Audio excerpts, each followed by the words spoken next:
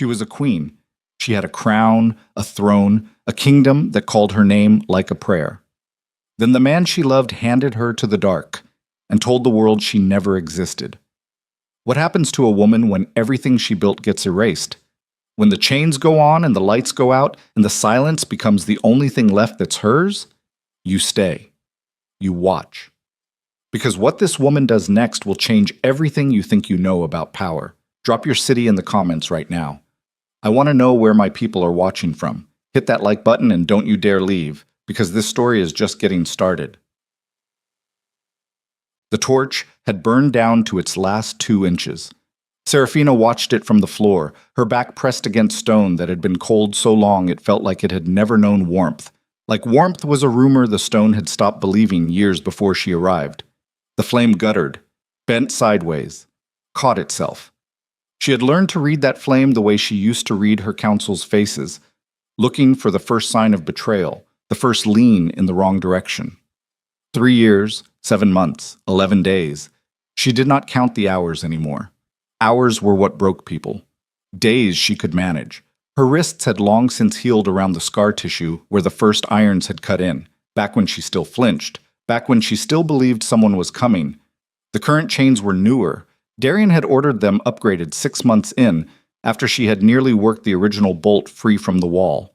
She had come within a half-inch of pulling it clean. 3 weeks of quiet, patient work, hands raw down to the meat, and a guard had noticed the dust on the floor. They had given her a new cell after that, deeper. The torch was a privilege, she had been told, a kindness from the king. She had laughed at that, laughed until the sound scared even her, too loud, too jagged, bouncing off the walls of a place that had no use for laughter. Kindness, she said now, to no one, her voice rough from disuse, the word sitting ugly in her mouth. Sure. The torch caught itself again and held. But she had been queen of Arkenfall for 6 years before the chains. She remembered the weight of the crown on her coronation day, heavier than she had expected, heavier than any crown had a right to be, pressing down on her temples like the kingdom itself was testing whether she could hold it up. She had held it. She had held it for 6 years without letting it slip, without letting the council see her buckle, without letting the border lords who had never believed a woman could rule the Arkenfall throne watch her flinch at the wrong moment. She had rebuilt the eastern trade routes after the flood seasons destroyed 3 consecutive harvests. She had negotiated the Thornwall Accord without firing a single arrow, walking into a room full of men who wanted her to fail and walking out with a treaty that held for 4 years. She had sat vigil with her generals through the fever plague that wiped out 2 northern garrisons, sleeping in field tents, eating what the soldiers ate, refusing the escort back to the palace that her advisors begged her to take.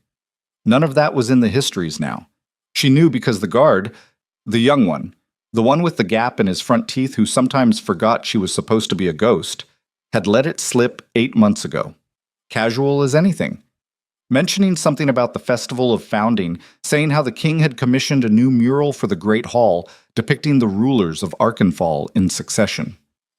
"You're not in it," he had said, and then his face had gone the color of old ash because he remembered where he was and who he was talking to. She had not reacted, had kept her expression still, had kept her breathing even, had waited until he left and the door had shut, and the bolt had slid home before she pressed her forehead to the stone wall and stayed there for a long time. Erased, not imprisoned, not disgraced, erased, as if the 6 years had not happened, as if the trade routes rebuilt themselves and the Thornwall Accord had signed itself and the fever plague had simply decided to stop on its own.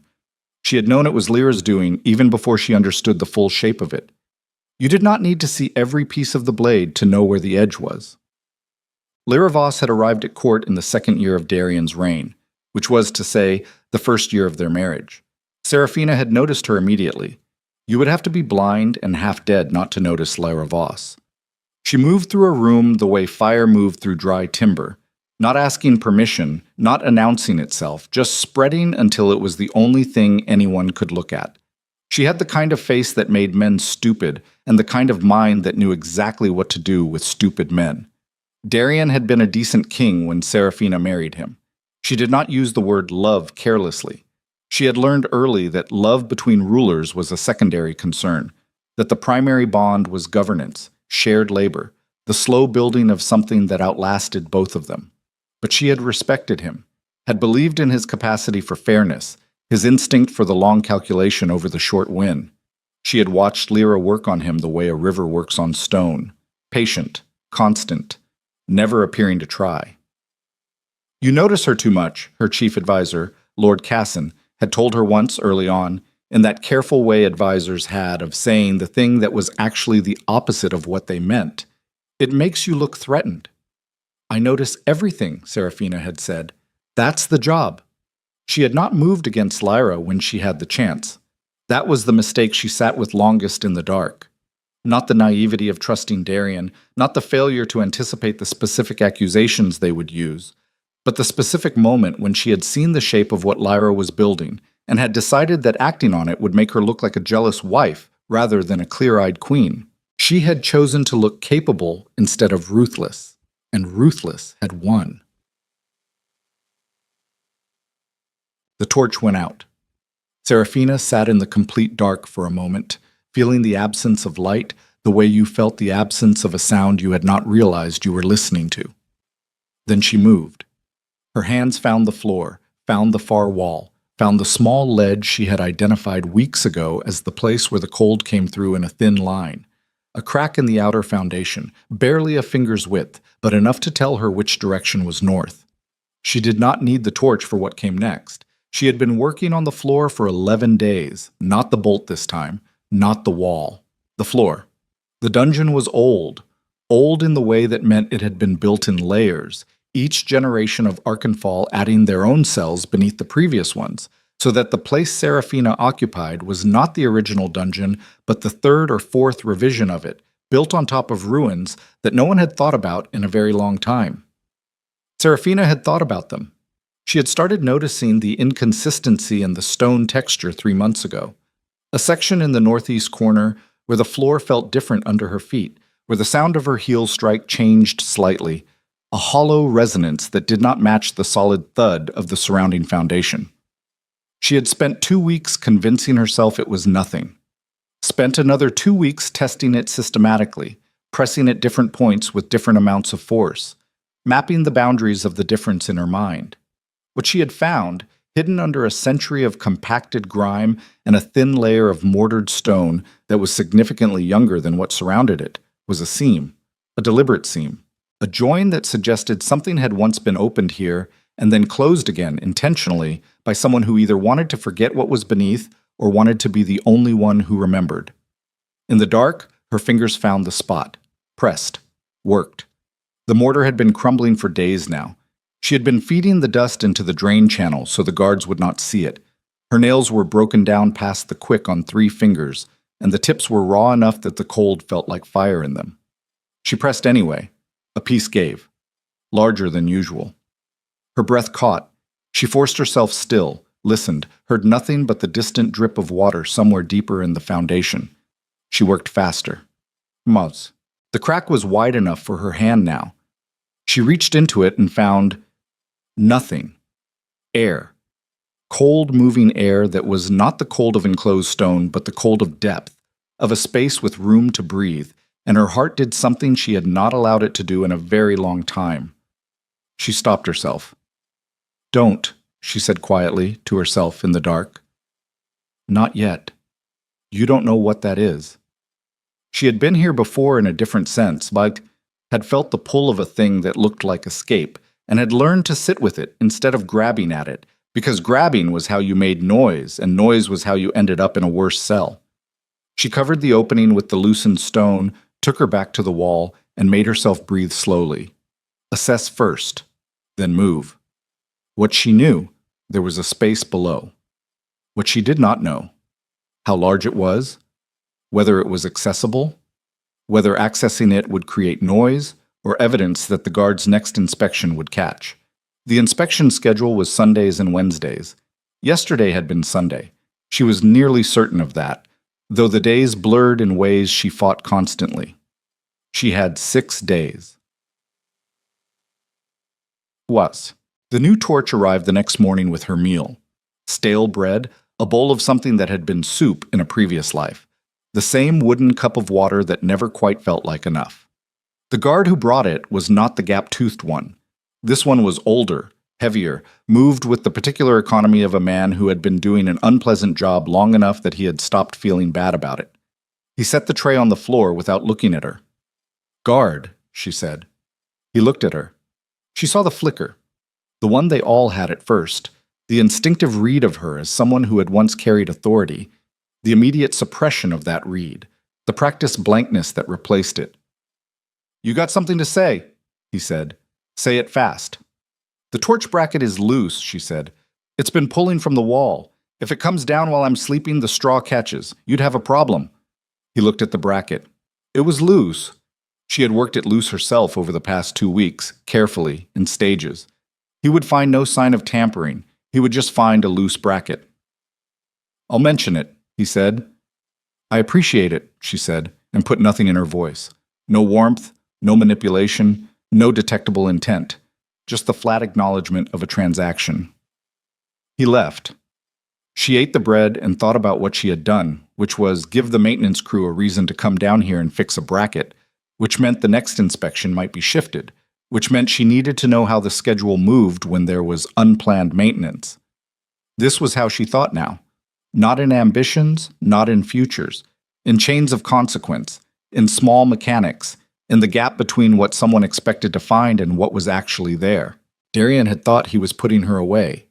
He had put her in school. Dent. Lyra Voss had come to see her once. 6 months in. Serafina had expected it, had known from the shape of Lyra's ambition that she would not be able to resist the viewing, the final survey of what she had brought down. She had imagined that visit many times before it happened, had imagined herself cold and still and impenetrable, a wall Lyra would read nothing from. The reality had been harder. Lyra had looked exactly the same as she always had. That was the thing that Serafina had not been prepared for, the absolute unmarked continuity of her. No guilt written anywhere on her face, no unease in her posture. She had worn a deep red gown that Serafina recognized as having come from the royal wardrobe, and her hair had been dressed in the style that had been Serafina's style when she held the throne, the braided crown that Serafina's own ladies had invented for formal court functions. She had stood at the cell door and looked at Serafina on the floor, in the straw and the chains, and she had smiled. Small, almost private. "You look terrible," Lyra had said. Serafina had said nothing. "He doesn't ask about you," Lyra had continued, leaning against the doorframe with an ease that said she had all the time in the world and had decided to spend some of it here. "In case you were wondering, I thought you might be wondering. Nothing. The kingdom is fine, by the way, better than fine. The Eastern harvest came in strong this year.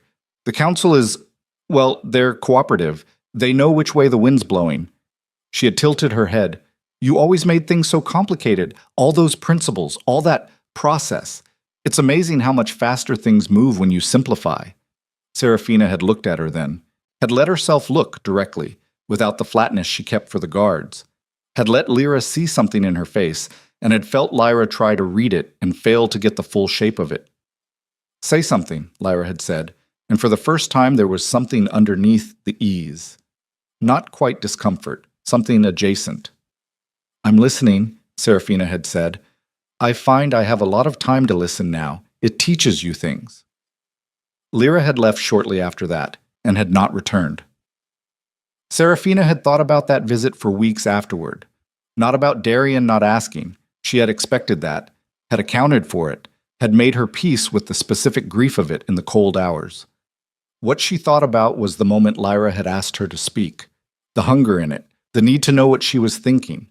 Lyra had wanted to see her broken. She had not been broken. Lyra had left with nothing. On the 11th night, Serafina broke through.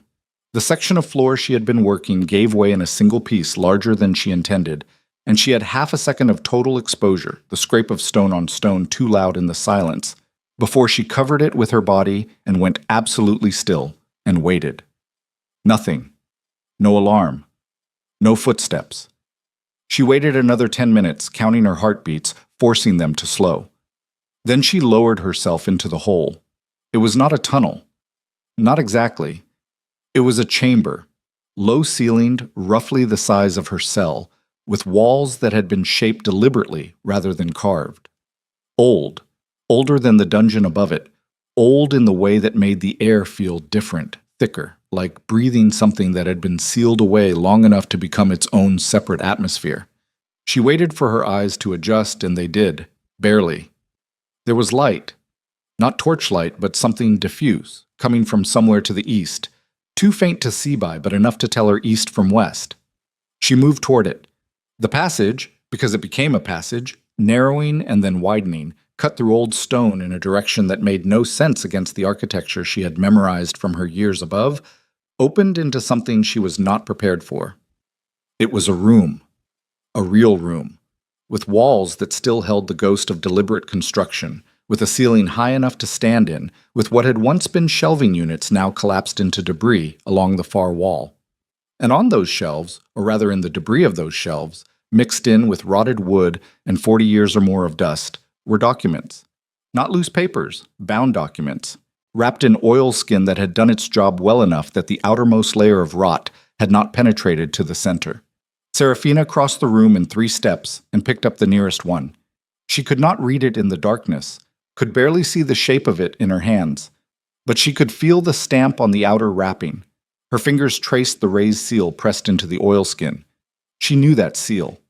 She had seen it in the oldest records in Arkenfall's archive, records she had studied obsessively in her first years as queen, trying to understand the full history of what she had inherited. A crown divided by a vertical line. On the left side, the Arkenfall stag.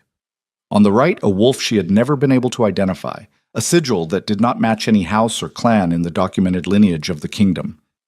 The hollow pact seal. The treaty. The disappeared treaty. The one that existed only as a reference in records that referred to other records that had been declared lost in the fire of the 5th Blackthorn reign. That had supposedly established the terms between Arkenfall's founding dynasty and the warrior clans of the eastern reaches before the clans were driven out, scattered, declared enemies of the unified crown. If these documents were what that seal said they were, Serafina stopped herself again. The old reflex. Breathe. Assess. Don't grab. She stood in the dark room beneath her prison cell, holding a document that should not exist, and let the full weight of where she was settle into her. Below the dungeon, below the official history. In a room that someone had built and used and then hidden, and then she thought about the seal on the dungeon floor above, the mortar that was newer than the surrounding stone. Someone had very deliberately sealed off, from above. Someone had buried this on purpose. Someone had known it was here and had decided it needed to not be found.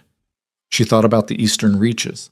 She thought about the scattered clans, the ones who had been pushed out when Arkenfall's early kings decided that the Hollow Pact's terms were inconvenient, who had been living in the Forbidden Territories for long enough that the kingdom had stopped thinking of them as a political reality and started thinking of them as a cautionary story.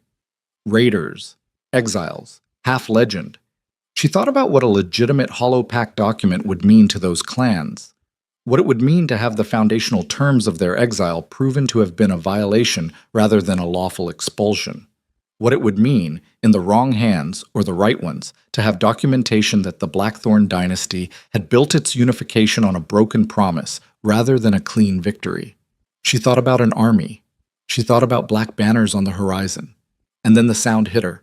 Footsteps above, more than one pair, moving with the specific urgency of guards who had been alerted rather than guards on routine rounds. And Serafina was already pulling herself back up through the hole in the floor, was already pressing the stone back into its place with her full body weight, was already on her back in the straw with her eyes closed and her breathing deliberately slowed when the bolt slid back and the door opened and the torchlight swept across her. "She's here," a voice said. The heavy guard, the one she had talked to about the bracket.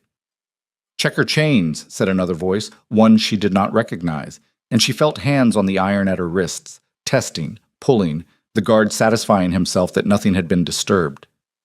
"Clean," he said. A pause. Then the door shut.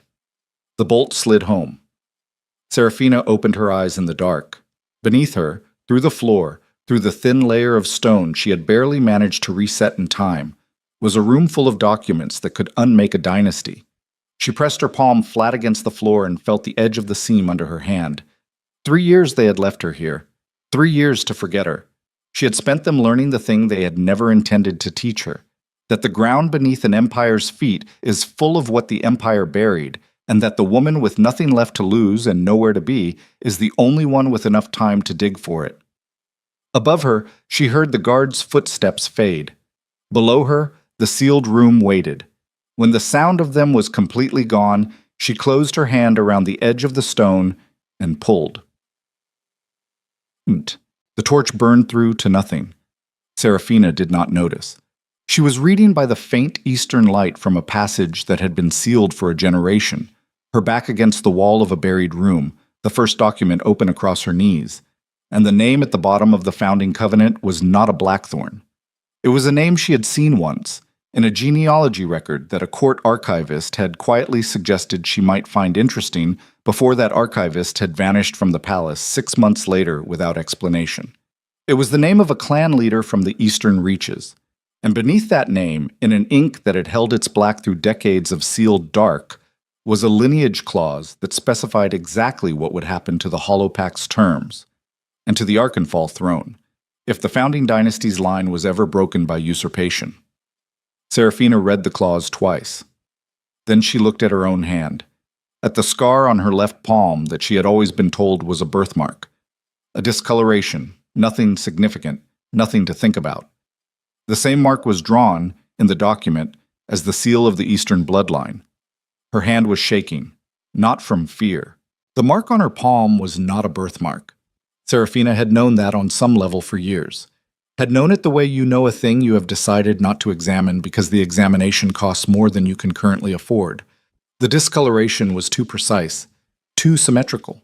A perfect crescent, old scar tissue that had gone pale and smooth rather than dark, sitting in the meat of her left hand just below the thumb's base. Her mother had called it a moon kiss. Her mother had said it with a smile that, in memory, Seraphina was now reading differently. She pressed the document flat against the floor of the buried chamber and read the lineage clause again, slower this time, parsing the archaic phrasing with the patience of someone who had spent 3 years with nothing but time and the accumulated knowledge of a queen who had made herself study everything. The clause was 3 paragraphs. The first established the terms of the Hollow Pact, the original agreement between the Arkenfall founders and the Eastern clans, the one that had supposedly been honored until it suddenly, conveniently, wasn't. The second paragraph laid out the penalties for breach, a return of sovereignty claims, a dissolution of the unified crown's exclusive authority over the Eastern reaches, the right of the Eastern bloodline to stand before Arkenfall's noble houses and invoke the Pact's restoration terms. The third paragraph was the one that made her hand shake. It named the markers, the physical marks that the Eastern bloodline carried as proof of lineage, not royal seals, not documents that could be forged or stolen, but the body itself as evidence. 3 markers were listed: the crescent scar present at birth on the left palm, the secondary coloration in the left eye that appeared under direct torchlight, a ring of amber around the pupil that no purely Arkenfall bloodline carried, and a 4th cervical vertebra that fused differently than standard, causing a specific, identifiable tilt in how the head tracked movement to the left. Seraphina sat in the dark of the buried chamber and tilted her head to the left, felt the old familiar catch, the thing she had always attributed to sleeping wrong, to tension, to the accumulated physical stress of a body that had been carrying a crown since age 22. She set the document down. She looked at her left hand for a long time. Then she picked the document back up, found the remaining wrapped oilskin bundles in the debris of the collapsed shelving, and began methodically moving them to the corner furthest from the opening in the floor above. There were 11 of them. Some were clearly records, ledgers, correspondence, the administrative residue of whatever function this chamber had once served. But 3 of the bundles were different, heavier, wrapped in a double layer of oilskin that suggested whoever had archived them had understood their contents required additional preservation. She did not open those 3. Not yet. She covered them with debris from the shelving collapse and memorized their exact position relative to the southeast corner of the chamber. Then she pulled herself back through the floor, reset the stone with hands that had stopped shaking purely through act of will, and lay back in the straw. Above her, the kingdom slept. Below her, a dynasty-ending secret waited in the dark. She breathed slowly and thought about her mother's smile. The gap-toothed guard came with breakfast 3 mornings later. Serafina had been waiting. "You look different," he said before he could catch himself. He set the tray down and his eyes did the involuntary read of her face that he usually managed to suppress faster. "Do I?" she said. "I just meant—" He stopped. Reset. The practiced blankness came back, but it was working harder than usual. Eat before it gets cold. What's left to get cold anyway? "Edric," she said. He went still. She had not used his name before, had known it for 2 months, had heard another guard use it through the door, and had been waiting for the right application. "Don't," he said. "I'm not asking for anything," she said. "I want to tell you something." "I don't want to hear it." "The king doesn't know you exist," she said. "Not specifically. You're a function to him, a slot that gets filled. Whoever's standing at this door when he walks by is interchangeable with whoever stood here the month before and whoever will stand here after you're gone." She paused. "Lyra Voss especially doesn't know you exist. You are furniture to her, expensive furniture she didn't choose and would replace without a thought." He was looking at the door, not at her. The line of his jaw had gone hard. "That's the arrangement you're protecting," she said. "That's what the chains are for. I'm just naming it." "You're trying to turn me," he said, flat. "I'm telling you the truth," she said. "What you do with it is your business." He picked up the empty tray from the previous meal. She had eaten everything, she always ate everything, and left without looking at her again. She ate her bread and thought about investment. About the difference between turning a man and showing a man what was already true and letting the truth do the turning. Lyra used the first method. It was faster, but it left residue. The turned man always knew what had been done to him, always carried the knowledge of his own purchase price, and that knowledge had a half-life. The second method was slower. The second method lasted, but the rebellion started in the northern garrison towns 12 days after Serafina found the chamber. She learned about it in pieces, the way she learned everything, fragments, overheard conversations. The gap-toothed guard whose careful blankness had developed a crack in it that she watched widen over the following week like a seam in stone. What she assembled from the pieces was this: a tax collection that had gone wrong, a garrison commander who had overplayed his hand in a border town called Varen's Cross, a crowd that had stopped moving when it was told to move. The word that came down to the dungeon, third hand and stripped of context, was unrest. Serafina's read was different. She had governed the northern territories for 6 years. She knew Varen's Cross, knew its particular character, its particular patience, the specific calculus of a community that had absorbed bad governance for long enough to develop a theory about how much more it could absorb before the theory became irrelevant. Varen's Cross did not do unrest. Varen's Cross did long, quiet resentment that eventually became something no garrison commander had a protocol for. What was happening in the north was not unrest. It was the first stone of an avalanche. "How bad is it?" she said to Edric, the next time he came. He set the tray down. Did not answer. But he also did not perform the practiced blankness. He stood for a moment with his back to her, looking at the wall. "They say 3 towns," he said to the wall. "Word came this morning. The kings pulled 2 cavalry units from the eastern border to move north." "He pulled eastern border cavalry," she said slowly. "That's what they said." "The eastern border doesn't run itself, Edric." He turned then, looked at her with an expression she had seen before on men who were starting to understand the shape of a problem, but didn't want to be the one who'd understood it first. "Lyra's advising him," he said, "on the troop movements." Serafina looked at him for a long moment. "Lyra Voss," she said carefully, "has never commanded so much as a household guard rotation. I know that." "She is moving the eastern border cavalry north because the north is visible," Serafina said, "because suppressing a visible problem is a thing she can present to the council as decisive action. She is not thinking about what moves into the eastern border gap when the cavalry vacates it." Edric said nothing, but the expression on his face was the expression of a man who was recalculating something he had already calculated and was not liking the new number. "The eastern reaches," she said quietly. "Whoever is moving in those territories right now. And something has been for months. I can hear it in the way the guards talk to each other when they think I'm asleep. They are watching the eastern border, waiting for exactly this." You don't know that. I know Lyra, she said, and I know the Eastern Reaches. I spent 3 years studying both. She let that sit, watched him decide whether the implication made him more afraid of the door or more afraid of what was outside it. What do you want? He said finally. Parchment, she said, and something to write with, that's all. He left without answering. He came back 4 hours later. He slid the items under the door without opening it. A folded piece of parchment, creased and slightly damp at one corner, and a piece of charcoal wrapped in a strip of cloth. She waited until his footsteps were gone.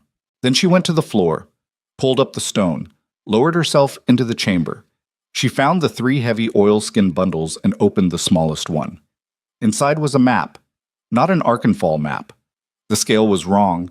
The orientation was rotated 30 degrees from the standard cartographic convention that Arkenfall's court scribes had used for 4 generations. This was an Eastern Reaches map, hand-drawn, detailed in a way that official Arkenfall maps of the territory were not, marking passes and water sources and settlement locations that no court cartographer had ever bothered to document because court cartographers mapped what the Crown controlled, and the Crown had decided the Eastern Reaches did not merit the attention. Seraphina spread it on the chamber floor and studied it in the thin eastern light. She found Varen's Cross at the northwestern edge of the map's coverage area, found the eastern border corridor, found, marked in a hand that was different from the rest of the map, newer, she thought, the strokes less faded, 3 positions along the border corridor that were marked with the wolf sigil. Small, deliberate, recently added. Someone had been updating this map. Someone had known this room was here. She turned to the second heavy bundle, opened it. Letters. 20, 30 of them. The outermost ones were old, the ink faded to near illegibility. But toward the center of the bundle, the letters were newer. The newest ones, she counted forward from postmarks she could barely parse, were from 4 years ago, 1 year before her imprisonment. The correspondence used no names, only the wolf sigil as a signature, and in response, a crown and stag seal that she recognized as the personal seal of Lord Casson, her chief advisor.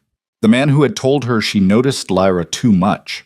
Casson, who had disappeared from court 8 months into her imprisonment, who she had assumed Lyra had removed. She read the newest letter twice. Lord Casson had not been removed by Lyra. He had left. And the letter was instructions. To whoever found this room, specific, careful, numbered instructions for making contact with the Eastern Reaches Clan Confederation that called itself in the letter's careful language, the Shadow of the Old Pact. The last line of the letter read, "She will find this or she won't. If she finds it, she already knows what to do with it. If she doesn't, none of this matters anyway."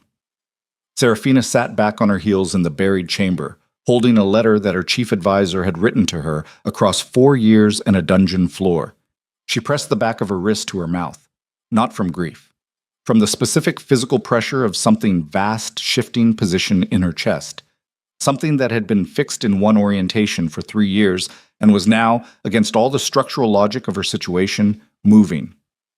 She had 11 days of food left at current ration, assuming no interruptions. She had a map, a lineage document, correspondence from a man who had disappeared, and a plan she had not made yet but could already see the shape of. She had Edric's 4-hour decision, which was the decision of a man who had picked a different side without fully saying so yet. And she had the rebellion in the north, and the empty eastern border, and Lyra Voss moving cavalry around a board she had never learned to read. She folded the map, folded the letter, put them inside the parchment Edric had given her, tucked the charcoal into her sleeve, and climbed back up into her cell. She did not reset the stone this time.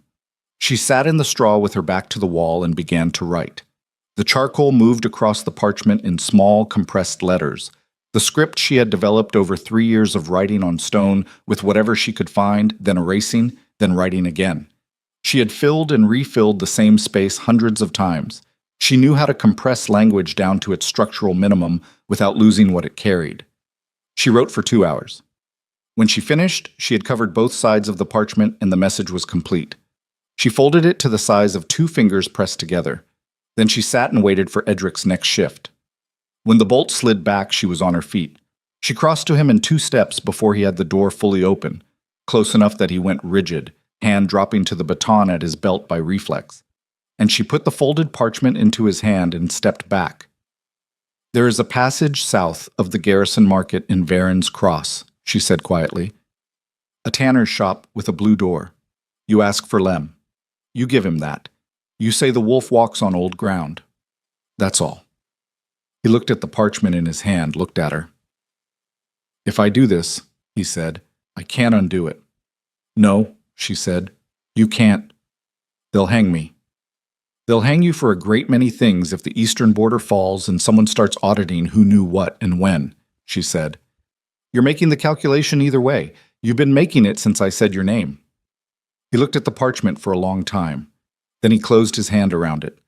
"If this gets me killed," he said, "I want you to know I think you're the most frightening person I have ever met in my life." "Good," Serafina said. "Hold on to that." He left. The door closed. The bolt did not slide home. Serafina stared at the unbolted door in the silence of her cell for 3 full seconds. Then she moved. Serafina stood at the threshold for exactly 3 seconds, long enough to verify the corridor was empty in both directions, short enough that she was not standing still when she should have been moving. The torch in the wall bracket to her left was burning at its midpoint. The one to her right was newer, barely touched. She had spent 3 years memorizing the torch cycle of this corridor, and she knew what both of those things meant. The left guard had passed 20 minutes ago. The right guard would pass in 40. She had 40 minutes. She went left. The corridor bent twice before it met the stairwell, and Serafina moved along it the way she had moved through every space since the dungeon, close to the wall, not touching it, weight forward on the balls of her feet, the chain between her wrist irons gathered in both hands to keep it from swinging. The irons themselves she could not do anything about yet. She needed a tool for the irons. She needed to get past the stairwell first. She reached the stairwell and stopped. There was a guard at the bottom she had not accounted for. Not Edric. A man she recognized from the morning rotation, older, gray in his beard, the kind of guard who had been a soldier before he was a guard, and still stood like it. He had his back to her, looking up the stairs at something or nothing, and he had not heard her yet. Serafina assessed in a single breath. She could retreat to the cell, reset the stone, pull the door to, and wait. Edric's deliberate unbolting had given her a window she had not asked for on a timeline she had not set, which meant it was Edric's timeline, Edric's calculation about when conditions were right, and she had not fully parsed what those conditions were yet. Retreating meant trusting Edric's timing without understanding it. Moving meant dealing with the guard. She moved. She came at him from behind and to the left, used the gathered chain the way she had spent 3 weeks theoretically practicing in the cell. One arm across his throat, the chain pressing against the carotid, her body weight driving him into the wall rather than backward, where he could brace. He got one hand up before his legs went, and then his legs went, and she held the position, counting, until he stopped trying to get his hand up and started just trying to breathe and then stopped doing that too.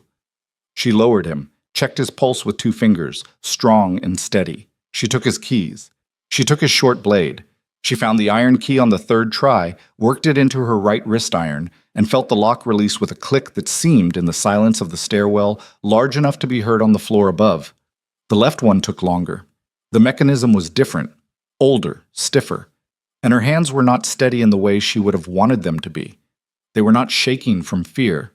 They were shaking from the specific physiological rebellion of a body asked to perform precision work after 3 years of accumulated physical deficit.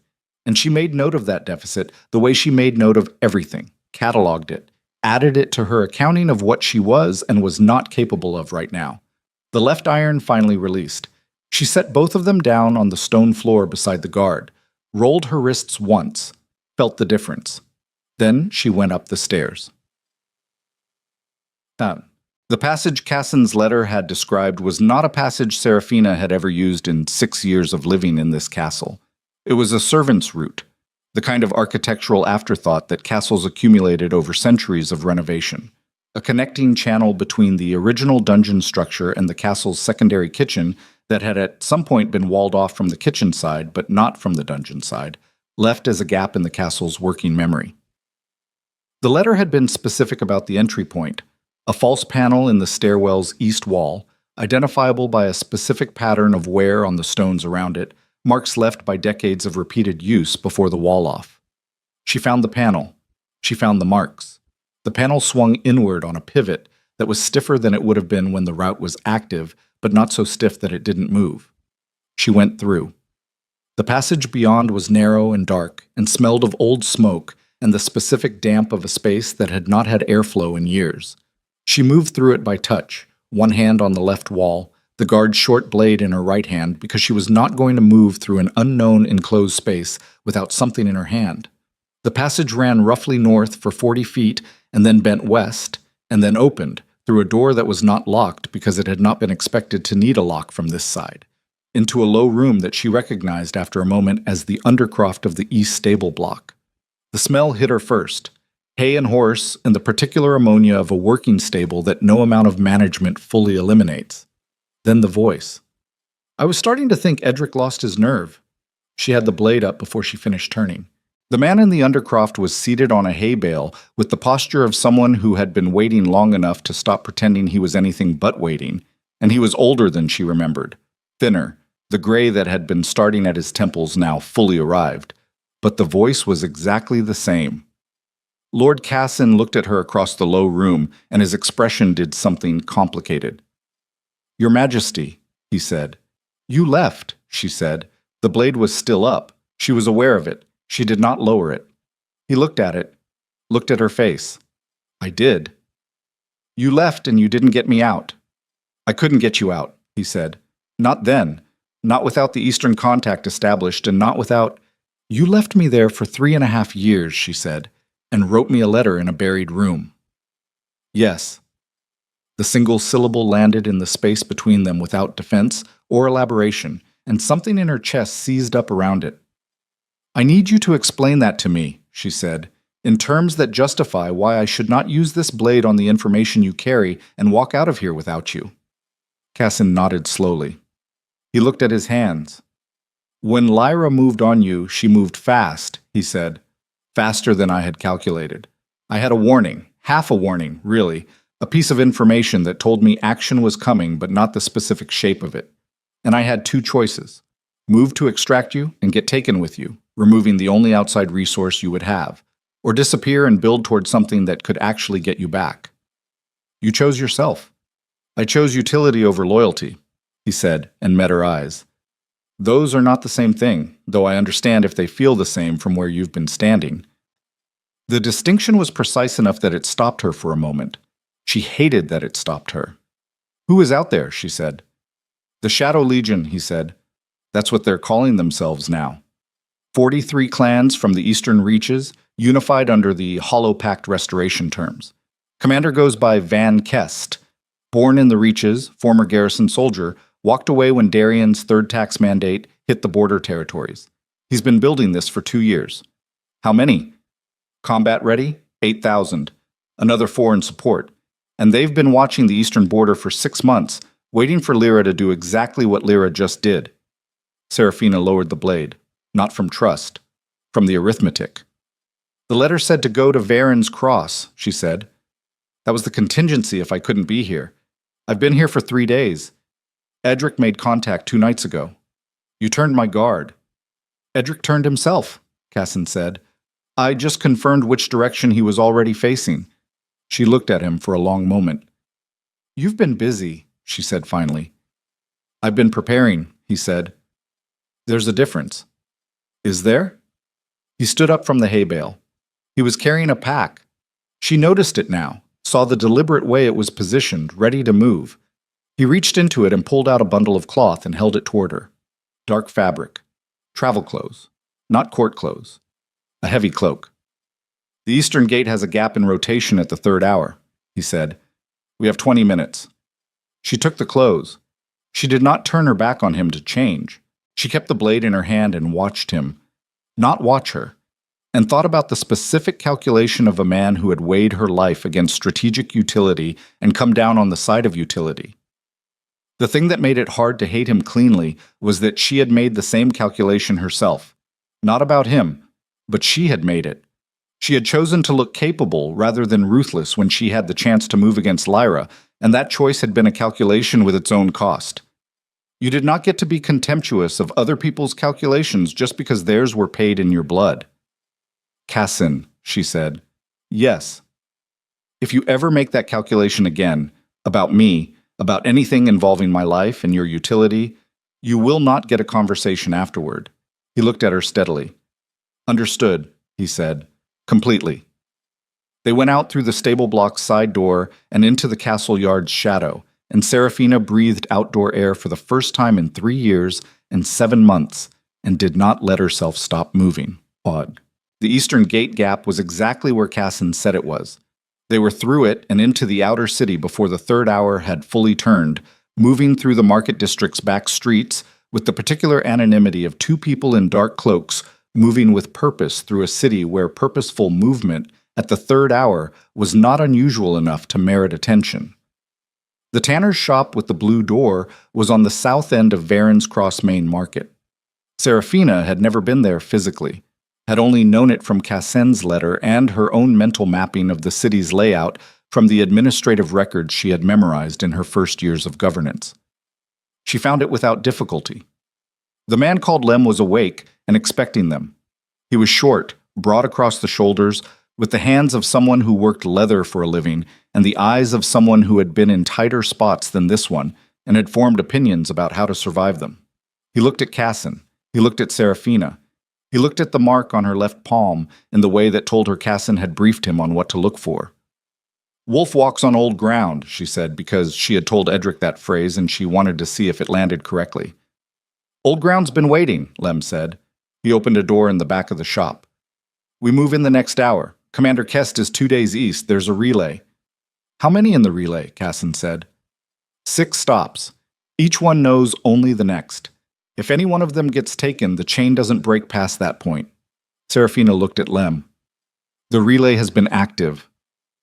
2 weeks, he said. Then someone at the castle end knows it exists.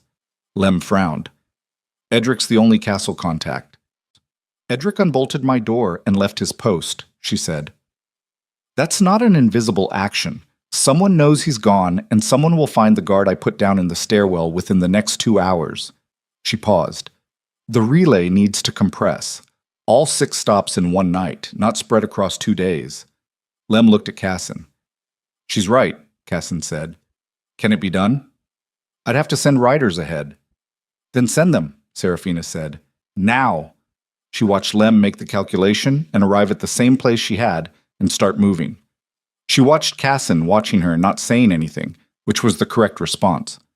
She was pulling the cloak tighter, thinking about relay chains and compression logistics and the eastern border gap and what Commander Kest would need to move on the castle's timeline rather than his own when the shop's front door opened. She had the blade up in the same instant. The figure in the doorway was not a guard. It was a woman, young, maybe 20, wearing the plain clothes of a market worker and carrying a message case of the type that city couriers used. She stopped dead when she saw the blade. From the garrison, she said, high and fast. I was paid to bring it here. To Lem. That's all I know. Lem took the case. Looked at Seraphina. She nodded. He opened it. The message inside was a single piece of parchment. He read it, and his face changed in a way that faces did when the information they had just received was reorganizing something structural. He handed it to Seraphina. She read it. Her left hand, the one with the crescent mark, closed slowly into a fist at her side. The message was short. 3 sentences. The first said that Edric had been apprehended at the garrison market before he reached the blue door, that the parchment she had given him had been seized, and that its contents had been delivered to the king's council by the garrison commander. The second sentence said that the garrison commander's name was Roth. She knew that name. Commander Rothe had been a mid-level garrison officer for her entire reign, had been recommended for his current position by her own council in the last year before her imprisonment. She had signed his appointment herself. The third sentence was the one that reorganized everything. It said, Roth has been Lyra's man since before your imprisonment. He was the source of 2 of the 3 accusations. He has been managing the garrison relay contacts for the past 8 months. Seraphina stood in the back of a tanner's shop in the third hour of the night. holding a message that told her that the relay she was about to trust her freedom and her army connection to had been surveilled by Lyra's agent for 8 months. That every contact Cassin had built, every careful step of the approach, Lem, the blue door, the relay chain, the compressed 6-stop path to Commander Kest, was already known, not suspected. Known. Lyra had let it run, had watched it build, had waited until the moment of maximum value, the night the Queen walked out of her dungeon, the night the plan activated, to close it. The tanner's shop's back door was already open. Cassin was already moving toward it, blade drawn, reading her face and reading what her face was saying faster than she had to say it. "How many ways out of this building?" Seraphina said to Lem. "3," he said. He was already not in the chair he had been in 30 seconds ago. "Take the one they don't know about," she said. "They all know," he said. "If Roth has been running the contacts, they all know." She looked at him, looked at the door, looked at Cassin. 12 years of governance and 3 years of dungeon and 7 months of building toward this exact night, and she was standing in a trap that had been built before she knew she was walking into it. The sound that reached her from the street outside the blue door was the sound of organized movement. Boots on stone. Not 1 or 2. More. Controlled. Deliberate. Not a random sweep. A net. And in that moment, standing in the closing space of Lyra Voss's patience, Seraphina made a decision that the woman she had been before the dungeon would not have been capable of making. The queen she had been would have looked for the negotiation, the terms, the exit that preserved the most and cost the least. The woman who had spent 3 years learning the ground beneath empires understood that some situations did not have exits that preserved anything. They only had exits that left you alive, or exits that didn't. "Lem," she said, "is there anyone in this relay who Lyra's people have not reached yet? Anyone completely outside the chain?" He thought for 2 seconds. She watched him sort through names, watched him discard them one by one, and then something shifted in his face. "One," he said. "She's not part of the chain. She's Eastern-born. She came in 3 months ago to trade, ended up staying. She doesn't know enough to be useful to anyone who was looking at the relay." "Where is she?" 2 streets north. She goes by Marin." Seraphina looked at Cassin. He looked back at her. "The documents," he said quietly. "You have them." She touched the inside of the cloak. The folded oilskin pressed against her ribs. "I have them," she said. "Then Marin gets you east and you reach Kest directly," he said, "without the relay, without me." She understood what he was saying, understood the geometry of it, that the trap was shaped around the relay and around Cassin and around the known plan, and that the only shape that fell outside the trap was one that abandoned all of those and moved on a line that Lyra had not drawn. "If you stay," she said. "I'll keep them busy long enough," he said. "Lyra wants me. Roth wants the relay. Give them something to be busy with." She looked at him. The man who had weighed her life against utility and chosen utility and spent 3 years building toward the night she walked out. She did not have time to feel the full weight of what she was being asked to do, which was to let him pay the price of the calculation he had made. She had told him if he made it again, he would not get a conversation afterward. He had made it again. In her favor this time. "Lord Cassin," she said. "Go," he said. "That's an order from your advisor." "You don't outrank me," she said. "No," he said. "I don't."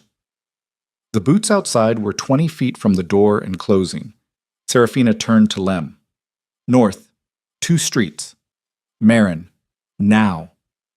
She went through the back wall of a tanner's shop into the third-hour dark of a city that was closing around her, carrying documents that could unmake a dynasty and nothing else, moving toward a woman she had never met on the word of a man she was leaving behind. Behind her, she heard the blue door come in. She did not stop. The woman the dungeon had made did not stop for the sound of doors coming in. She had learned, in the dark below the dark, that the only direction that mattered was forward, and that forward did not ask you how much it cost before it asked you to move. She moved. Marin was awake. That was the first thing Seraphina registered when Lem knocked the pattern on the door 2 streets north. 3 short, 1 long, 2 short. And the door opened almost immediately. No delay, no fumbling with a latch from sleep.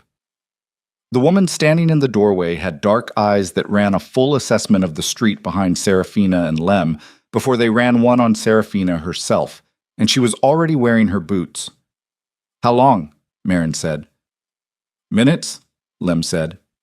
"Maybe less." Marin looked at Serafina, not at her face, at her hands, at the way she was standing, at the short blade she was still carrying. "You're the queen," she said. "I was," Serafina said. "You going to be again?" "That depends on the next 6 hours." Marin stepped back from the door. "Then get inside." The room was small and already packed, a traveling pack by the door, a bedroll that had not been slept in, the particular sparse arrangement of a person who was always ready to be somewhere else on short notice. Marin moved to the pack and pulled from it a second blade, longer than the one Serafina was carrying, and held it out handle first. "Eastern steel," she said. "Better than what you've got." Serafina took it. The weight was right. The balance was right. She set the short blade on the table. "Lem needs to go," Serafina said. "He stays in this room. He's a target." Marin looked at Lem. Something passed between them. The compressed communication of people who had worked proximity before. Lem nodded once and went back out the door without another word, and Marin bolted it behind him. "The relay is burned," Serafina said. "Everything Cassin built. Lyra's had someone inside it for 8 months. "Rothy," Marin said. Serafina stopped. "You knew." "I suspected. 3 weeks ago, a contact 2 stops down the chain started taking longer to respond than the timing called for. I flagged it to Lem. Lem said the commander thought it was manageable. She pulled a second pack from under the bed. I started building a secondary route." The specific quality of that statement, the flat, unemotional description of a person who had noticed a problem and built a solution rather than waiting for someone to manage it, landed in Serafina's chest like a key going into a lock. "How far east does your secondary route go?" she said. "All the way to Kest," Marin said. 12 hours on horseback. I have 2 horses." "Then we leave now." Marin shouldered her pack. "There's a back wall," she said. "Drops into the alley behind the grain storage. From there, it's 3 minutes to the stable." They went over the wall. They rode east in the last dark before dawn, moving on a track that was not a road, a livestock path that cut through the border farmland at an angle that kept them off every route the garrison would think to cover first. Marin rode like someone who had grown up on horseback and stopped thinking about it sometime in her adolescence. Serafina rode like someone who had not been on a horse in 3 years and 7 months, and whose body was relearning the mechanics with a resentment it did not have time to fully express. She rode through the pain and did not let it into her face and thought about Cassin. She had a talent she had discovered in the dungeon for holding grief in a separate room and working alongside it rather than inside it. The grief was real. She did not make the mistake of calling it something else, but she had learned that the room it lived in had a door, and that the door could stay closed for exactly as long as necessity required. Cassin was in that room now.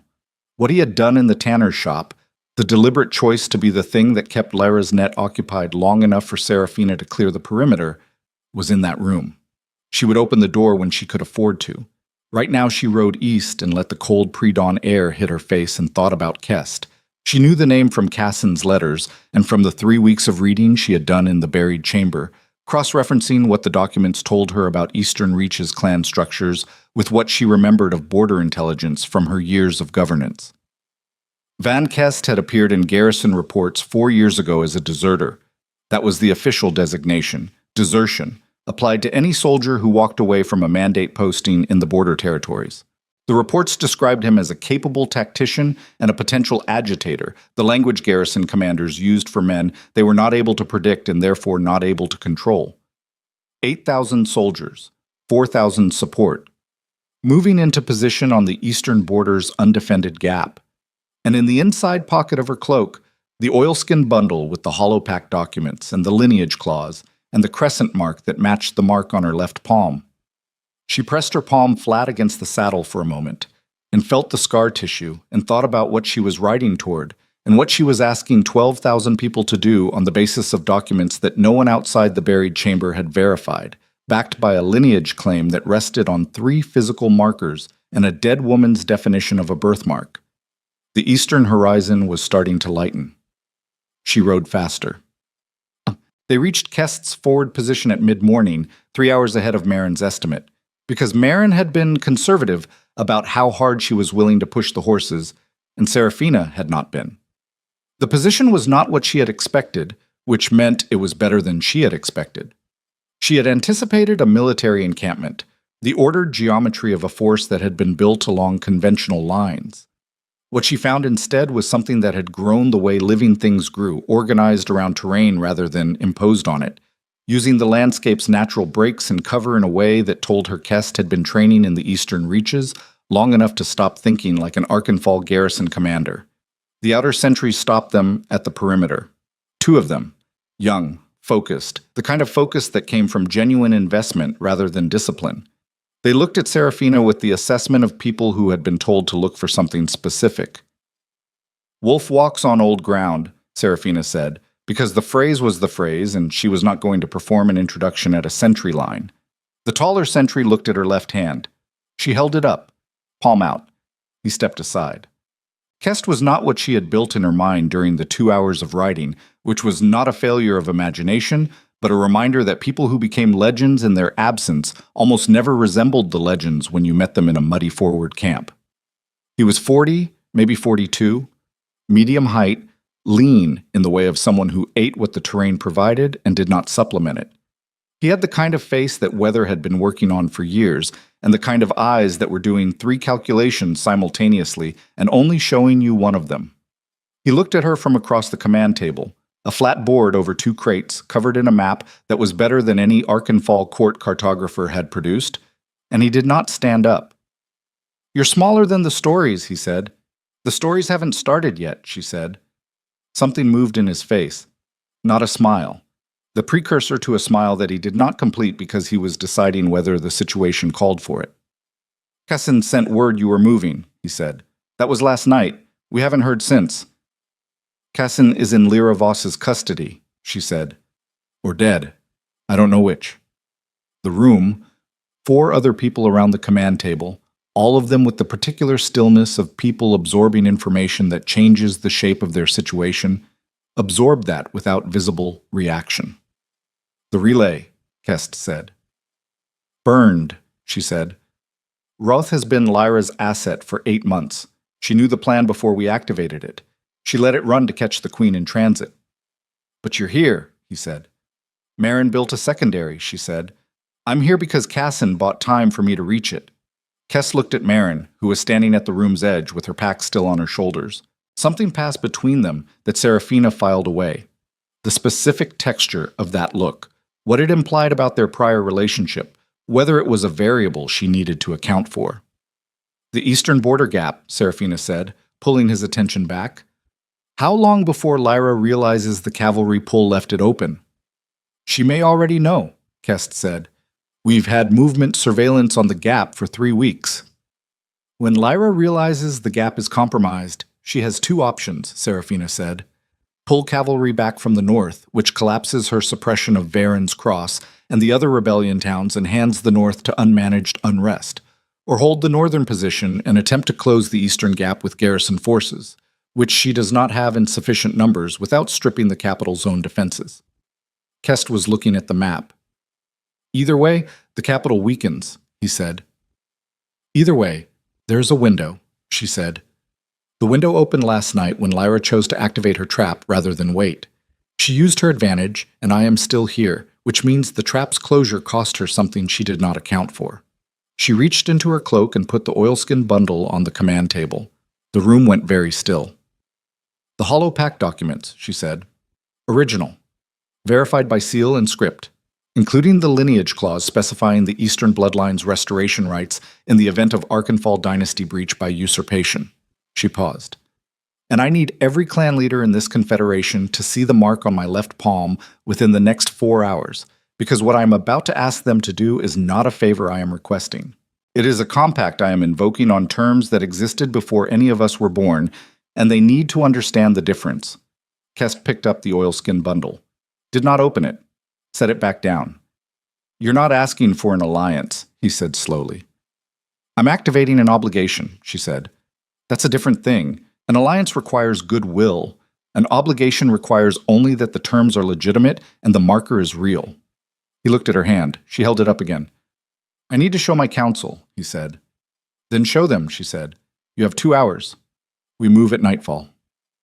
The clan council met in the largest tent in the forward position, which was not large, and Seraphina stood at its center while 12 people whose histories she knew from documents and border reports looked at her with varying degrees of skepticism, calculation, and the particular form of attention that people gave to things that might be about to change their lives. She did not make a speech. She had decided against a speech before she dismounted, because a speech was the performance of authority, and she did not need to perform it.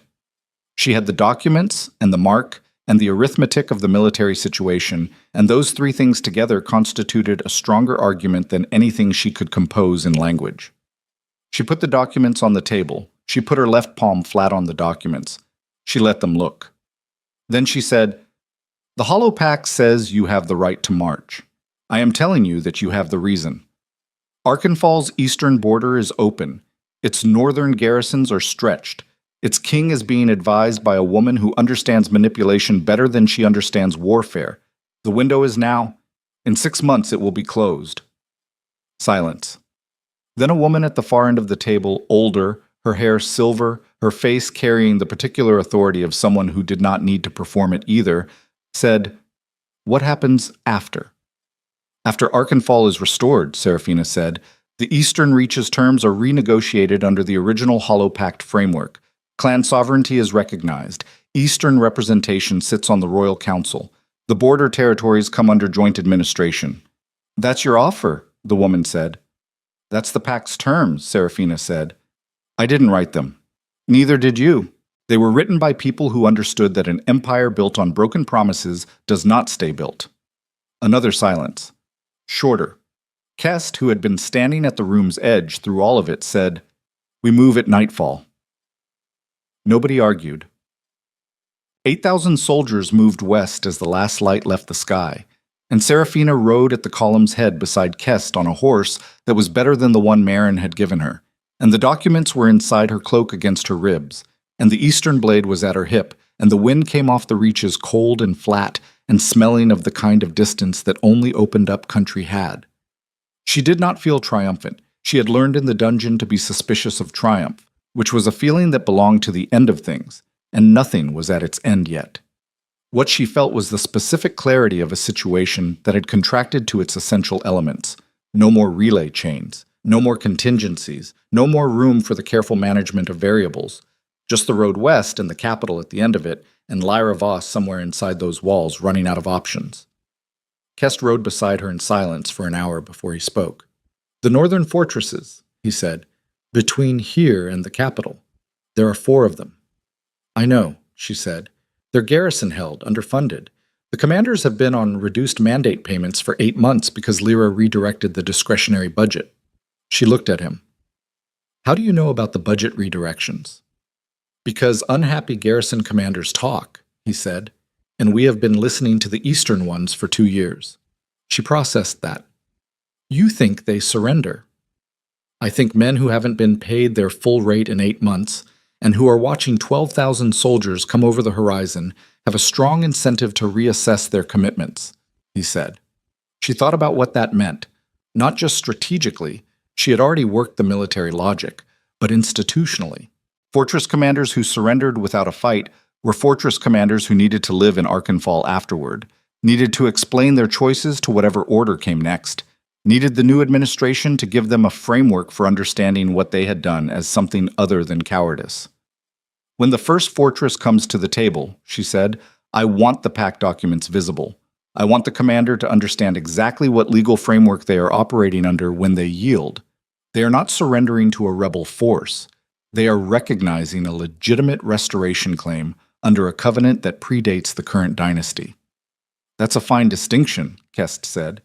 It's the distinction that determines whether we administer this territory in 5 years or fight it again in 5 years, she said. I didn't survive a dungeon to win a war I lose in peacetime. He looked at her sidelong. Casson said you were the most strategically precise ruler he'd ever served, he said.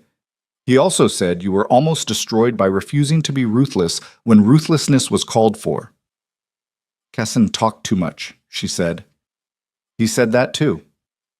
The first fortress came into view at the second hour past midnight, torches on its walls, the black silhouette of its towers against a sky that was starting to cloud over from the east.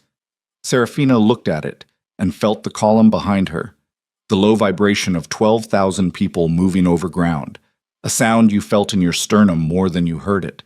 And she did not give the order to halt. She gave the order to raise the standard. Kest had it ready. She had not asked how he knew to have it ready, had understood from the council meeting that he was several steps ahead of most conversations he appeared to be simply following.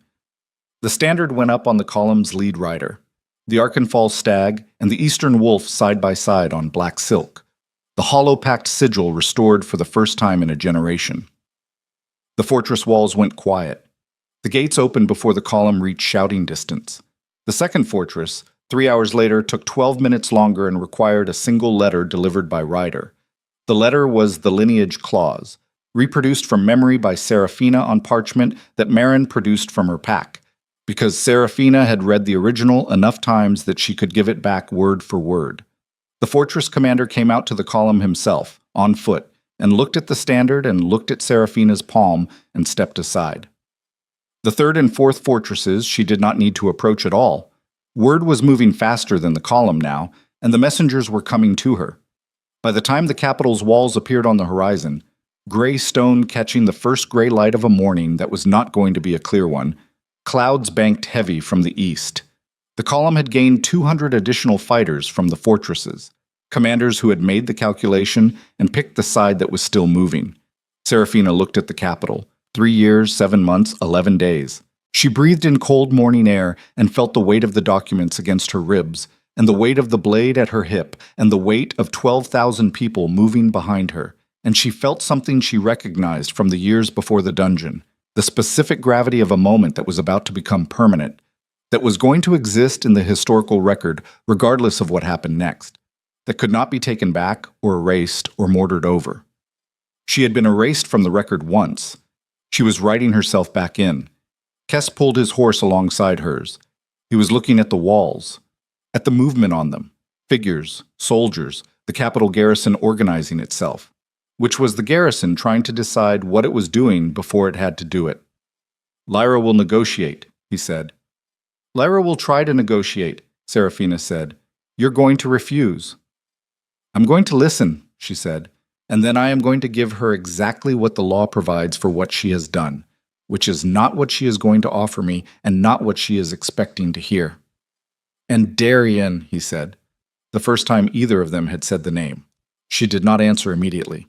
Let the capital walls sit in her vision for a moment. Let the name settle into the cold morning air and be what it was. Not a wound, not any more, but a variable. A complication with its own specific weight that she would carry into what came next, the same way she carried everything now, not because it had stopped mattering, but because the mattering had changed shape. Darien is a man who is managed by a smarter person into making catastrophic choices, she said. I'm going to hold him responsible for those choices in a way that the kingdom can witness and understand.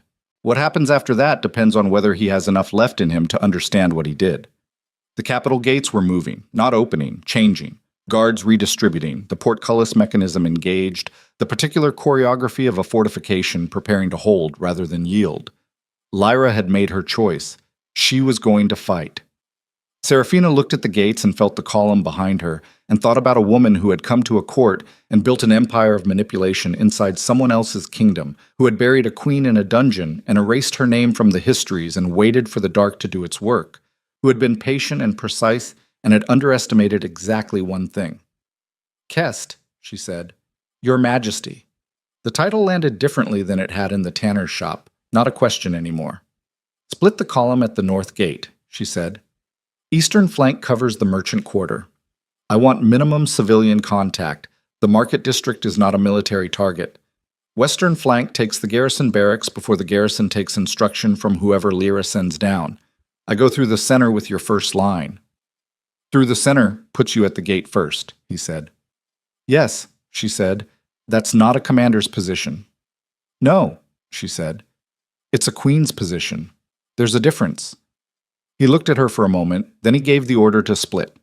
The column divided with the efficiency of a force that had been drilling this movement for 2 years, peeling off left and right with a discipline that came from genuine purpose rather than coercion. And Serafina rode forward with Kest's first line behind her, and the black standard overhead, and the Capitol's gates holding closed in front of her. She was 50 yards from the gate when it opened. Not the main gate. The small door cut into the gate's right panel. The pedestrian entry, the one used for single-person passage. It opened, and a figure stepped through it and stood in the space between the Capitol and the column, alone in the morning light. Serafina pulled her horse to a stop. The figure was not a soldier, not a guard. It was Darian. He was not in armor. He was not carrying a weapon. He was wearing the kind of clothes a king wore when he had not slept, when whatever he had been carrying had finally gotten too heavy to carry, with the full performance of royalty in place. He looked older than she remembered and smaller than she remembered, and he was looking at her with an expression that she could read from 50 yards because she had spent 6 years learning to read his face before she had spent 3 years learning to live without it.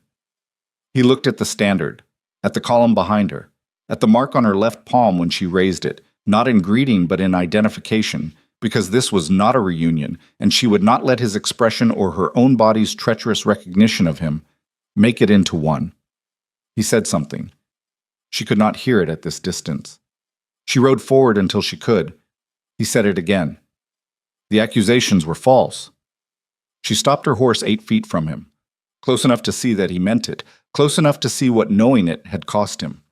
She looked at him for a long moment, at this man who had chained her and erased her and left her in the dark for 3 years and 7 months and 11 days, who was standing in front of an army in his sleeping clothes to say 4 words that could not give back 1 hour of what she had lost. Behind her, 12,000 people waited. Inside the gate, Lyra Voss was somewhere in a castle that was about to stop being hers. Serafina reached into her cloak and pulled out the oilskin bundle and held it out toward Darian across the 8 feet between them. "Read the 3rd document," she said. "All of it. Then come find me." She rode past him. The gate was open. She went through it.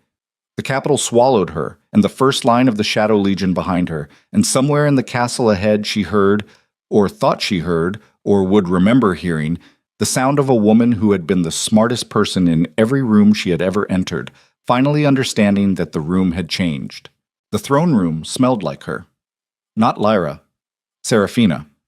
The specific compound of stone and cold air, and the particular quality of light through those eastern windows that she had stood in 10,000 times before the dungeon, and her body remembered it before her mind caught up. A cellular recognition that moved through her chest like a hand pressing flat against a bruise. She stopped in the doorway and let it hit her, and then walked through it. The room was occupied. Kest's first line had cleared it 20 minutes ahead of her arrival. The throne room guard had not fought, which told her something about the state of Lyra's control in the final hours, about the difference between loyalty purchased with fear and loyalty that held when the alternative arrived. The soldiers who had been stationed here had made the same calculation the fortress commanders made, and they had made it faster. What remained in the throne room, standing at the far end near the dais, with 4 of Kest's soldiers at careful distance, was Lyra Voss. She was dressed for it. Serafina noticed that first. The red gown, the braided crown, the full formal presentation of a woman who had decided that whatever happened next would happen on her terms aesthetically, even if not practically. It was the kind of decision that told you everything about a person. Lyra had known this was coming, and she had dressed for it. Not to flee, not to negotiate in traveling clothes, but to stand in the room she had taken and be seen in it until the last possible moment. Serafina walked the length of the throne room alone. The distance felt different than it used to, longer, or maybe she was just measuring it differently now, with a body that knew what distance meant in ways the queen she had been did not. She stopped 10 feet from Lyra. Lyra looked at her. Whatever she had expected to find in Serafina's face, she did not find it immediately, and the search for it was the most honest thing Serafina had seen her do. "You look better than you should," Lyra said finally. "You look exactly like you planned to," Serafina said. A pause. The space between them carrying everything that did not need to be said, because they were the only 2 people in the room who fully understood the weight of the past 3 years from both ends of it. "How much of it was yours?" Serafina said, "and how much was opportunism?" Lyra's chin came up slightly. Not defiance, calculation. Deciding how much truth the situation called for. The accusations were mine, she said. He was willing to believe what I gave him. I didn't have to work very hard. I know, Serafina said. That's the part that wasn't yours, his willingness to believe. Something moved across Lyra's face, too fast to read fully. You're not going to ask me why, Lyra said. I know why, Serafina said.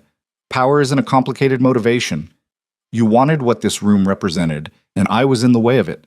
The specific mechanics were yours, the accusations, the framing, the management of Darian's belief. But the motivation is as old as every room like this one has ever been. That's a generous interpretation, Lyra said, and there was something in it that was almost not gratitude, but its shadow, the recognition of being understood rather than simply condemned. It's an accurate one, Serafina said. I'm not interested in making you smaller than you are. What you built in 3 years was not nothing. The Eastern tax redirections alone were structurally sophisticated. If you had been working with a legitimate mandate instead of a stolen one, she stopped. Not because the thought was wrong, but because it was a road that led nowhere useful. It doesn't matter. What matters is what comes next. Lyra looked at her steadily. You're going to send me to trial. I'm going to send you to trial, Serafina said. The charges are fabrication of treason accusations, manipulation of royal judicial process, misappropriation of crown resources, and conduct causing criminal harm to the state. The evidence is substantial. The trial will be public. The outcome will be determined by the council under restored judicial terms. Not by you. Not by me, Serafina said. I was the injured party. I don't get to be the judge. Lyra absorbed that. Something in her posture changed. Not a collapse, nothing as dramatic as that, but a release of something she had been holding in the set of her shoulders since Serafina walked through the door. You could have me executed without a trial, she said. You have the military force. You have the legal justification under the restoration mandate. Yes, Serafina said, but you won't. No, Serafina said, because the kingdom is watching everything I do in the next 30 days. And what I do in the next 30 days is what Arkenfall becomes. If I execute without process, then I'm not restoring anything. I'm just the newest version of the same problem. Lyra looked at her for a long moment. Something in it that Serafina read as the specific grief of a person encountering a larger mind than their own in the worst possible circumstance. Not the grief of losing, but the grief of recognizing, too late and in the wrong position, what they were actually looking at. You would have been a good queen for a long time, Lyra said, if I hadn't. I know, Serafina said. Take her. Kest's soldiers moved. Serafina turned away before they reached Lyra, because this was not a moment she needed to witness. The mechanics of justice were not spectacle. She had said what needed to be said, and now the process would do what processes did when they were built correctly, and she had a great deal of work to do on the building. She walked to the eastern windows. Outside, the capital was the particular quiet of a city that had just inhaled and not yet decided to exhale. She could see the market district from here. No smoke, which meant Kest's eastern flank had done exactly what she had asked. She could see the garrison barracks, the standard already changed on the outer wall. She could see people in the streets, not the movement of panic, but the movement of people who had come outside because something had shifted and they needed to see it with their own eyes before they believed it. She pressed her left palm flat against the cold window glass. The crescent mark pale against her skin, visible in the morning light. 3 years ago, she had not known what it was. She had stood in rooms like this one as a woman who had built her authority entirely from competence and inherited position, and she had believed, not naively, she had never been naive, but structurally, in the way that you build your understanding of yourself on the available evidence, that those two things were sufficient foundation. The dungeon had not taught her that they were insufficient. It had taught her that foundation was not the same thing as bedrock, and that the difference only became visible when something heavy enough came down on it. What she had found in the buried chamber was not a source of power that replaced what she had lost. It was a deeper layer of what she had always been. A context she had not had access to, roots she had not known she was standing on. The window was cold under her hand. She had survived by becoming something the dungeon could use. The dungeon had given her time, and time had given her the buried chamber, and the buried chamber had given her the documents, and the documents had given her 12,000 soldiers and a restored legal framework and a morning where she was standing on the right side of this window instead of 100 feet below it. But she understood. And this was the thing she could not have understood before the chains, the thing that the woman she had been would have received as theory rather than knowledge, that the survival was not the achievement. Plenty of people survived. The achievement was what you chose to do with the specific self that survival left you. She was not the queen she had been. That queen was gone. What stood at the eastern window of the Arkenfall throne room was something that had been built from that queen's material but assembled differently, in the dark, under pressure, with tools that refinement and comfort did not provide. She did not mourn the queen she had been. She picked up what was left of her and got to work. What? Darian came to her at midday. She had expected him to come sooner and then revise the expectation. He was a man processing several things simultaneously, and he had never been fast at that, had always needed more time than she gave him credit for, which had been one of the small frictions of their years together. She had learned not to read his slowness as absence of feeling. It was usually the opposite. He found her in the council chamber, not the throne room. She had moved there deliberately. The throne room was a performance space, and she was not in a performing mode. The council chamber was a working room, and she had a great deal of work already started on the table in front of her when he came through the door. He stopped when he saw her working. "You're already—" He stopped himself. "The eastern border needs a new garrison mandate by the end of the week," she said, not looking up. "The noble houses need a convening letter before the week is out. The northern rebellion towns need a direct communication from the crown that explains what has happened and what the restoration terms mean for their outstanding grievances. None of that waits for me to finish processing the emotional dimension." He came further into the room. She heard him rather than saw him. The specific sound of his footsteps, which she had not heard in 3 years, and which her body registered with a complicated accuracy that she did not show in her posture. "I read the document," he said. "The one you gave me." She set down the letter she was drafting, looked at him. He looked like a man who had read something that had rearranged several load-bearing walls in his understanding of his own life. She had looked like that once, in a buried chamber in the dark, with a crescent mark on her palm. "The third clause," she said. "Your lineage," he said. "You knew." "I found out the night I escaped," she said. "I had suspected for a few hours before that. I had reasons to suspect for years that I had chosen not to examine." He sat down across from her. Not at the head of the table, the side across from her position, which was either instinct or intentional, and she did not ask which. "The accusations," he said. "Seraphina, I know they were false," she said. "I knew they were false when they were made. I did not have the evidence to prove it from a dungeon, which is what Lyra calculated on. I should have—" "Yes," she said. "You should have."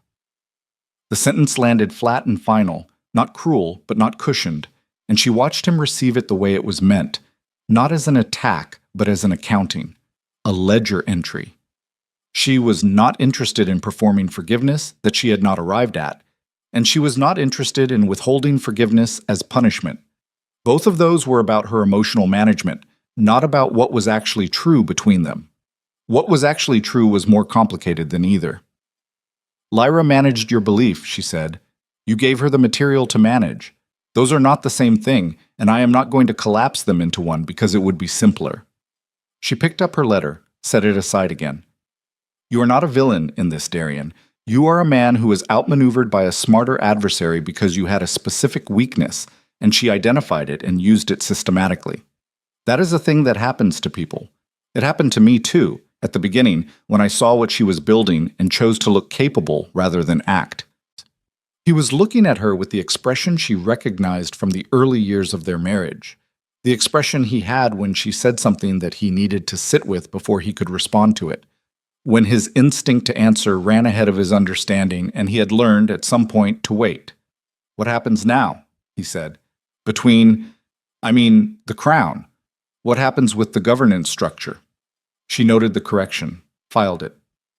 "The Hollow Pact restoration terms give me the primary sovereignty claim," she said.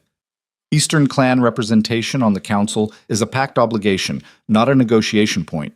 The noble houses will convene and ratify the restoration, or they will make a different calculation, and I am prepared for either." She paused. As for your role, that is a conversation for after the council convenes. I'm not going to make that decision in this room today, with both of us still covered in the residue of the last 24 hours. That's fair, he said quietly. It's not about fair, she said. It's about doing it correctly. Doing it correctly takes longer, and I have already paid the price for shortcuts. He nodded, stood. He was at the door when she said, Darian. He turned. She looked at him across the council chamber. This room they had sat in together for 6 years, this table they had argued over and built things on and sometimes, in the early years, had believed in together. I'm not going to tell you it's resolved, she said. Between us. I don't know what it is yet, and I am not going to name it before I know. She held his gaze. But I am also not going to make Arkenfall pay for what happened to me. The kingdom doesn't owe me a pound of flesh. It owes me governance, and I owe it the same. He stood in the doorway with the light from the corridor behind him, and something moved through his face that she recognized from the days before everything broke, the specific look of a man who understood, in a given moment, that he was in the presence of something larger than himself and was trying to decide how to be worthy of the fact. He left without saying anything else. That was, she thought, the most honest thing he had done in 4 years. She found Marin in the stable yard at the day's end, tending to the horses with the efficiency of a person for whom tending to horses was not a symbolic act, but simply what you did when the horses needed it. Marin looked up when Seraphina came into the yard, took in the state of her, the dried sweat, the blood on her sleeve from a graze she had not stopped to attend to during the gate entry, the particular exhaustion that lived behind the eyes rather than in the body. You need to eat, Marin said. I know, Seraphina said, and sleep. I know that too. Marin handed her a piece of dried meat from her pack with the directness of a person who had decided that the gap between knowing a thing and doing a thing needed to be bridged immediately. Seraphina took it and ate it standing in the stable yard, and for a minute neither of them said anything, and the horses moved and the evening came down over the capital in the slow way that evening came, indifferent to what the day had contained. Kest wants to know your timeline for the Eastern Mandate negotiations, Marin said. Tell him I want to sit down with the clan council representatives within 2 weeks, here, in the capital. I want the council chamber, not a field tent. I want them to see what they're being offered a seat at. He'll like that, Marin said. I know, Seraphina said. I'm not doing it because he'll like it. I'm doing it because it's right. But I'm glad the two things align. Marin looked at her sidelong. Cassin, she said. Not a question, an opening. I've had word, Seraphina said. He's alive. Lyra held him rather than killing him because she wanted to know what he knew about the relay. He'll need time to recover. She paused. He was right that I needed to reach Kest before I could reach you. He was also wrong that his utility mattered more than my life. Both of those things are true simultaneously, and I'm going to live with that rather than resolve it into something simpler. He'd say that's a fair accounting, Marin said. He'd say a lot of things, Seraphina said. He usually does. The evening settled. A groom across the yard was singing something low and tuneless, the kind of sound that filled space without demanding attention.